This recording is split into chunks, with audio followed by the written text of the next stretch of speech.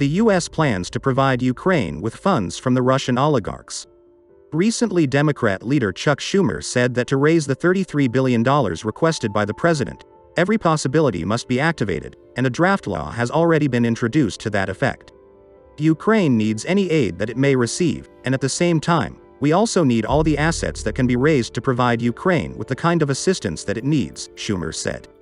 The day before, Joe Biden asked Congress to approve $33 billion in aid to Kyiv, which would mark a dramatic increase in U.S. funding for Ukraine more than 2 months after it was seized by Russia. His administration also asked lawmakers to include provisions to help it seize more assets, liquidate them, and send Ukraine money.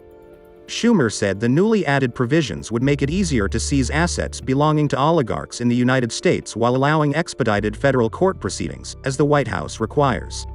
He said they would also make it a criminal offense to knowingly possess proceeds from corrupt deals with the Russian government. It's time for the sanctioned Russian oligarchs to face the consequences of their ill-gotten wealth, Schumer said. Biden is almost out of allotments and has asked Congress for $33 billion for new military, economic and humanitarian support, in the latest of several packages for Ukraine. The cost of this fight is not cheap, the president acknowledged. The new aid is about half of Russia's entire defense budget and more than half of the U.S. State Department's annual budget, experts say. Over the next 5 months, U.S. aid to Ukraine will average more than $200 million a day. The investment, according to Biden, was a small price to pay to reduce the risk of future conflicts with Russia.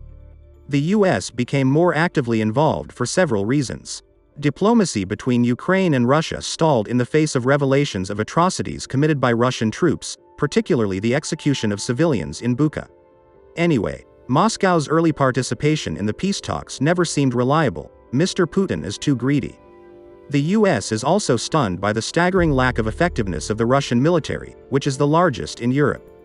The growing U.S. commitment also reflects broader fears, long-standing among countries on or near Russia's border, that Putin's aggression won't stop in Ukraine.